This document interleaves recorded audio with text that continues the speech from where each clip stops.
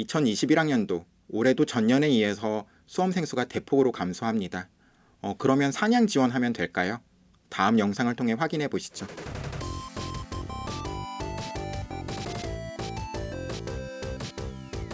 안녕하세요. 진학사 홍성수입니다.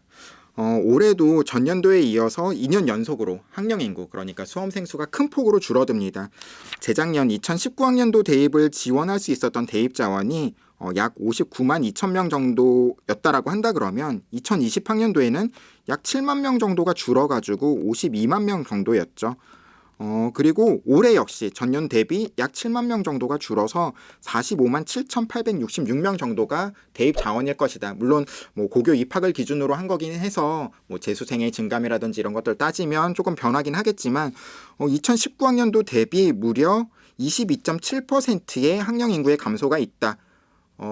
이런 변화 같은 것들을 일반적으로 그러면 22.7%가 줄어드니까 대학의 합격의 기회가 더 커진 것이야. 이렇게 받아들이는 것들이 일반적인 생각이고 그런 것들이 크게 그릇되었다라고 할 수는 없습니다. 하지만 이렇게 학령 인구가 줄어드는데 대학도 같은 비율로 모집 인원을 줄인다라고 한다 그러면 뭐 그 합격의 문이 넓어졌다라고 할 수는 없겠죠. 그래서 대학이 어떤 선발 인원의 변화를 가지는지를 확인해 볼 필요가 있는데요.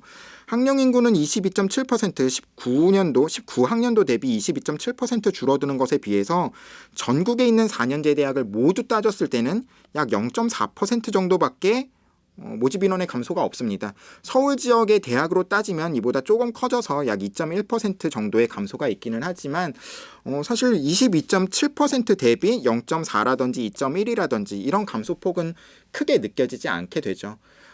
물론 이 어떤 모집 인원은 작년에 2019년에 발표된 대학 입학 전형 시행 계획을 바탕으로 해서 정리한 것이기 때문에 실제로 대학들의 모집 인원은 뭐 이보다 조금 더 줄어들 수도 있습니다. 하지만 그 감소폭이 갑자기 뭐 10%가 된다든지 15%가 된다든지 이렇게 커지지는 않을 거예요.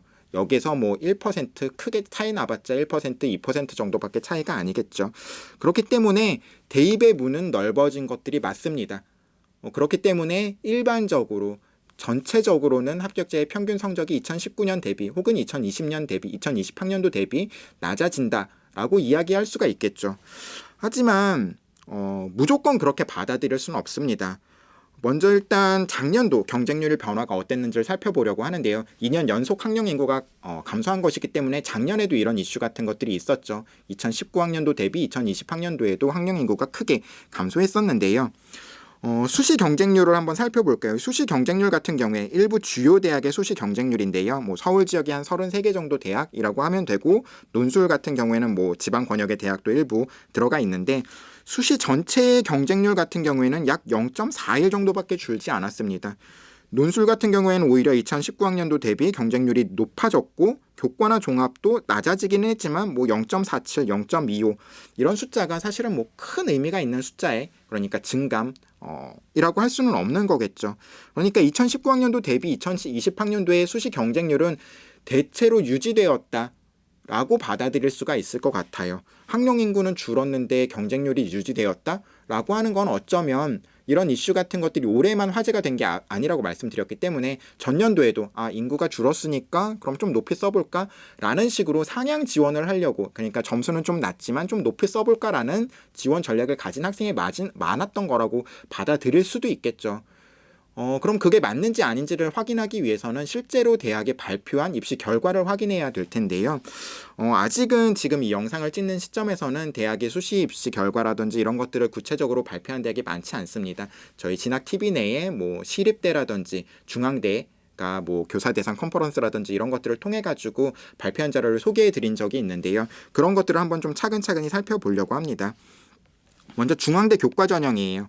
중앙대 교과 전형은 이런 코멘트를 달았습니다. 설명의 자료집 안에. 인문계열 같은 경우에는 모집 단위별 합격자 교과 평균이 전년도 수준을 유지했다라고 이야기하고 유럽 문화학부나 아시아 문화학부 등은 오히려 교과 평균 성적이 상승했다. 그러니까 만약에 뭐 2019학년도에 합격자 평균이 2.0이었다, 내신 성적이 2.0이었다라고 한다 그러면 뭐 2019학년도에는 뭐 1.9가 됐다든지 1.8이 됐다든지 이렇게 높아졌다라고 밝히고 있어요. 자연계열 같은 경우에는 전반적으로 합격자의 교과 평균 성적이 상승했다라고 밝히고 있죠. 학령 인구는 줄었는데 오히려 성적이 높아졌다? 이건 분명히 어떤 다른 이슈가 있었기 때문일 겁니다. 중앙대 같은 경우에는 수능 최저 학력 기준이 설정되어 있고 교과 전형 같은 경우에 그 기준이 2019학년도 대비 2020학년도에 완화가 되었습니다. 그렇기 때문에 그 기준을 충족하는 학생의 수가 많아진 거겠죠. 2019학년도에는 인문계열 모집 인원이 213명이었는데 지원한 학생은 1868명이었지만 실질적으로 이 기준을 통과한 학생은 844명으로 실질 경쟁률은 약 4대1에 불과했습니다. 그렇지만 2020학년도에는 모집 인원이 215명이었고 지원자 수는 훨씬 더 많아져서 2379명이었고 그리고 또 실질 경쟁률 역시도 그 기준을 충족하는 학생들이 많았기 때문에 1188명으로 5대1 이상이 되었죠. 자연계열 같은 경우에는 2019학년도 실질 경쟁률이 4대1 정도라고 한다 그러면 2020학년도에는 약 7대1 정도까지 높아졌다라고 받아들일 수가 있어요. 그러니까 수능 최저 학력 기준을 충족하기가 쉬워졌기 때문에 그 기준을 충족한 학생이 많아졌고 학령 인구는 적어졌지만 그 기준을 충족하는 학생이 많아졌기 때문에 입시 결과가 상승했다라고 받아들여야 되는 거겠죠.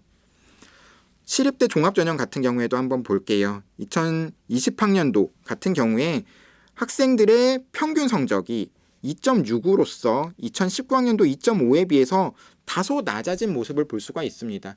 그런데 2.5에서 2.6으로 낮아졌으니까 정말 좀 입시 결과가 하락했네.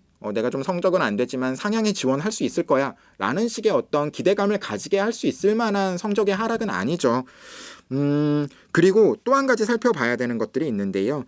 이 합격자들이 어떤 학생들이었는지를 확인해야 될 것 같습니다. 고교 유형을 보면은 합격자의 고교 유형을 보면은 2019학년도에는 일반고 학생이 79.2%로 약 80%를 차지했었어요.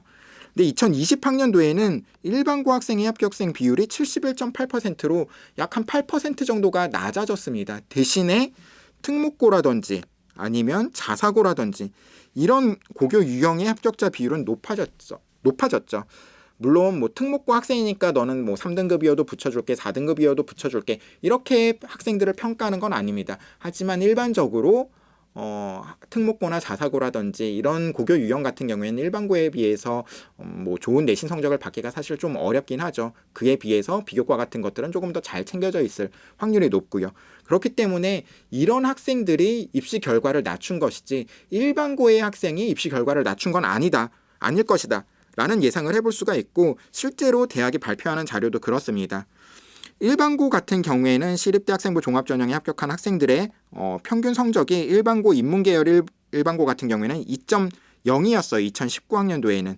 그런데 2020학년도에는 그 성적이 유지가 되었고 자연계열 같은 경우에는 오히려 2019학년도 2.1이었는데 2020학년도에는 2.0으로 그 성적이 상승한 모습을 볼 수가 있죠.